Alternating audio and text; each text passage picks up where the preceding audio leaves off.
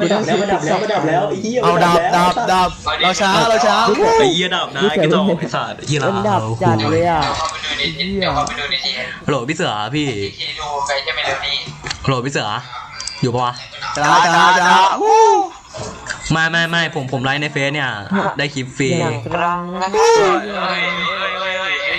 ไอ้โจนั่งดูติ๊กต็อกไปอ่ะ กูนั่งดูแบงกี้ แป๊บนึงเดี๋ยว กูนั่งดูแบงกี้ไปด่าไปกูไม่ได้เปิดคลิปด่า แป๊บนึงเดี๋ยวหยุดไลฟ์แป๊บนึง กูนั่งกลางมันรายงานมันคือการรายงานคลิป เดี๋ยวแป๊บนึงนะครับเดี๋ยวแป๊บนึงฮัลโหลมึงเงียบก่อนนี่นะครับไอ้สัตว์ไอ้แก๊งเฮียโอเวอร์กังเฮียอะไรนี่นะครับไอ้สัตว์ ดูนะครับพวกที่ฆ่ากูแล้วมาด่าในทีกูนะดับนายควายสะทุน ว่า มาก